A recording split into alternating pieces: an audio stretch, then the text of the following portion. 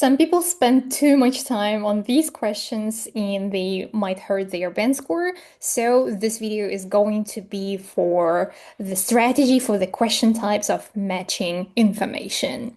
So yeah, this video will be helpful for you if it's very challenging for you to answer these type of questions. So they look like this, as you can see here. Yes, as you can see, we have questions 14, 15, 16. And yeah, they look like this. And I'm gonna share the strategy for answering these questions efficiently and quickly, hopefully quickly. Thanks. So, but let me just tell you, if you find these kind of questions very difficult to answer, if you can't find the answer at all, please leave them out. Just leave them out for a while. After you finish all the other questions, please come back to these questions and finish answering them. This is going to be a game changer, but I just don't want you to waste your time, spend a lot of time answering these questions. Please keep that in mind. So let's move on to the tip number one when you're answering these questions is you have to read the title. Make sure that you understand the title because this title gives you the clear message what you're going to read about because you have to understand and locate the specific information given here. Yes, it's your job to locate the information. So if you're gonna ask me the difference between matching headings question and matching information question types. So matching headings look like, for example, if we find one, I'm gonna show you. Let's take a look. Yes, this is matching headings. As you can see, if you know the difference between matching headings, these types of questions, and matching information, it's great. You're awesome. But if you don't know, you're also awesome. So just let me remind you. So the difference between these type of questions is that you're gonna locate their information. You're gonna find the information here, but this one is about looking for the main idea. You have to understand the main idea in matching headings, question types. So you know the difference. Let's come back to the tip number two. Please try to read the instructions whenever,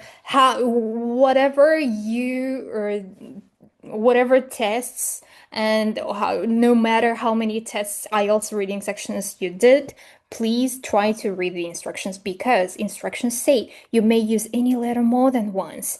Believe me, you are going to use any letter more than once. So as according to my experience, whenever I do these type of questions, you're gonna get a next like one paragraph which is going to be used twice. So believe it. So you should use one letter more than once. Please believe it. And the third tip is you should try to understand the questions. Keep them in mind. I'm not saying you should memorize these questions, but try to understand what you're looking for. It's the most important thing. So, which is going to be also helpful to highlight. Of course, without highlighting, you're not going to get anything in the reading section. So please try to highlight the keywords as well.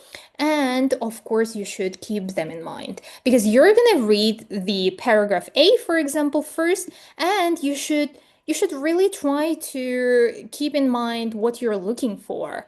So, for example, in the 14th question, mention of false assumptions. So, false assumptions are going to be in your head. You should try to find out false assumptions in A, paragraph A. If it doesn't have it, you're going to move on. So, you're going to read each paragraph and you're going to try to locate the keywords here. So, as long as you find the keywords in every section, it means you're the best. It means you're gonna find the answer easily. So please try to keep in mind what you're looking for. I'm not saying to memorize it again, okay?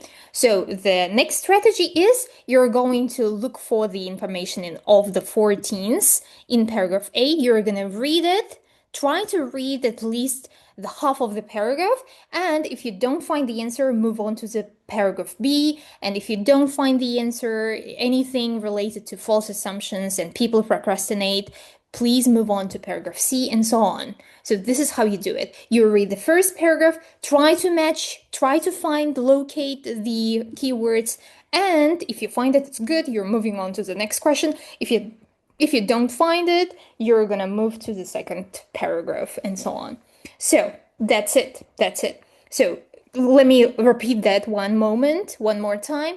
If you don't find these keywords in any other paragraph, please don't waste a lot of time. Move on to the other questions. This is the key point, okay? So let's practice. You know all the strategy, now you're ready to practice. Question number 14, mention the keyword number 1, false assumptions, keyword number 2, about why people procrastinate. So let's find that. I'm gonna start from reading A. Of course, you should also do that. Please pause the video and read paragraph A at least till the half of the paragraph. If you don't find it, you're gonna move on to the paragraph B. So procrastination is a habit of delaying a necessary task, usually by focusing on less urgent, more enjoyable, and easier activities instead. We all do it from time to time. We might be composing a message to a friend who we have to let down, or putting together an important report for a colleague or work. We're doing our best to avoid doing the job at hand, but deep down we know we should just be getting on with it. Okay, I see nothing about like false assumption. This is their like kind of topic paragraph which mentions what procrastination is about. So next, let's move on to the B. Contrary to popular belief, procrastination is not due to a laziness or poor time management. Yay! This is our mention of the reason why people procrastinate. So popular belief here, people tend to think that procrastination, you procrastinate because you're lazy or you have very bad time management. That's what many people think. So, but this is a popular belief, but false assumption, the keyword, means this belief is not due. So procrastination is not due. So that means it's false. So it's not due, that's the reason, shows it's not the reason. Procrastination is not the reason that you're lazy or you have a poor management. So that's B, as you can see here. Wow, great. Bravo. Next, we're moving on to the 15th paragraph.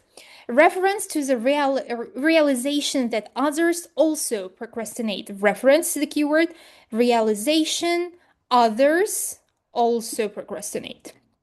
Okay, so keep reading from the second sentence of paragraph B. Scientific studies suggest procrastination is in fact caused by poor mood management. This makes sense if we consider that people are more likely to put off starting or completing tasks that are really not keen to do. Okay, I'm skipping this the second half of the B because we don't have any realization that other people also procrastinate, because it takes me to move on. I'm going to use my time efficiently. That's why I try to read the half of the paragraph, not everything, because it takes a lot of time. So let's read C, because we have to move on. Tasks that are emotionally loaded or difficult, such as preparing for exams, and prime candidates for procrastination. People with low self-esteem are more likely to procrastinate. Another group of people who tend to procrastinate are perfectionists who worry their work will be judged harshly by others. We know that we don't finish the report or complete those home repairs that we did can't be evaluated. Okay, let's move on to the D. I have nothing here about the realization that also other people also procrastinate. There is no reference to it. So why this is such a problem? When most people think of the cause of procrastination, they think of the toll on productivity. For example, studies have shown that procrastination negatively impacts on students' performance, but putting off reading textbooks and writing essays may affect other areas of students' lives. In one study, over 3,000 German students over a 6 month period, those who report procrastinating over their university work were also more likely to engage in study-related misconduct, such as cheating and plagiarism. Next, Procrastination also correlates with serious health and well-being problems. A tendency to procrastinate is linked to poor mental health. No, we have nothing about that. This is about like health. And the last paragraph, finding better ways of managing our emotions is one road out of the vicious cycle of procrastination. An important first step is to manage environment on how we view the task. There are a number of evidence-based strategies that can help us tend off distractions that can occupy our minds when we should be focusing on one thing we should be getting on with. For example, reminding ourselves about why the task is important and valuable can increase positive feelings towards it.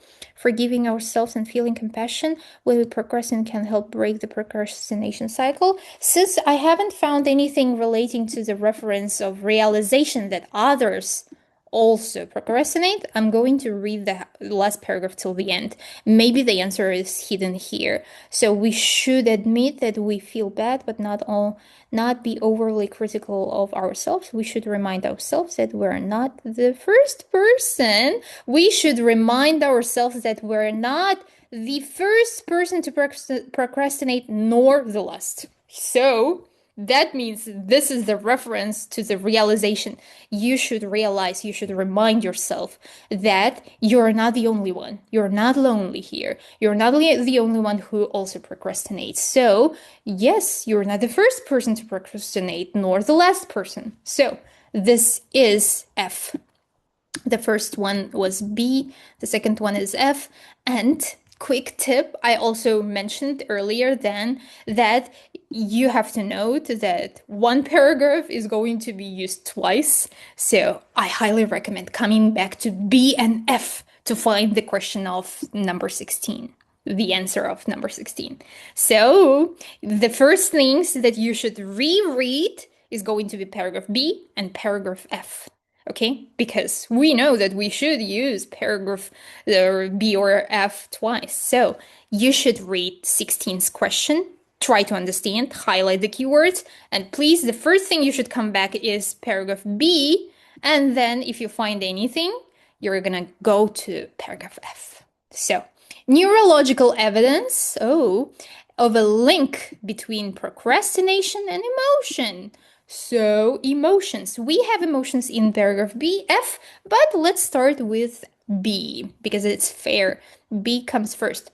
So let's read. Contrary to popular belief, procrastination is not due to laziness or poor time management. Scientific studies suggest procrastination is in fact caused by poor mood management. This makes sense if we consider that people are more likely to put off starting or completing tasks that are really not keen to do.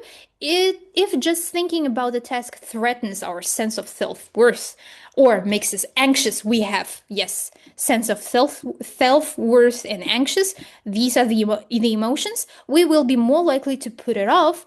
Research involving brain imagining, has found that areas of the brain linked to detection of threats and emotion regulation and actually are different in people who chronically procrastinate compared to those who don't procrastinate frequently. So do we have neurological evidence? Yes, we do. Research. This is the evidence. Research involving brain imaging, brain imaging has found that means neurological evidence and a link, of course, of the brain linked to the detection of threats. So procrastination and emotion, they are connected. Bravo! So the answer is B. This is how you do it. As you can see, it's very easy. So I hope this video has helped you to overcome this challenge, okay? So yeah, I hope this video is very, very useful for your IELTS reading section, specifically for matching information question types. So comment below if it was a good one, if it was very helpful. I would be honored. Thank you very much for watching this video. Please check out other my IELTS reading breakdown videos because they are also very as helpful as this one, hopefully. So please check them out because I'm making these videos because I love my job. I love IELTS and English teaching, and I am also an IELTS tutor, English tutor. So feel free to text me if you want one-to-one lessons. Thank you very much. Thank you. I love making YouTube videos. So I hope I'm gonna see you on my next one. Follow, subscribe to my channel, and hit the like button if you enjoyed this video. Thank you very much. Bye. The link to my one-to-one lessons communication or in the description down below. Thanks. Thank you. See you on the next one. Bye.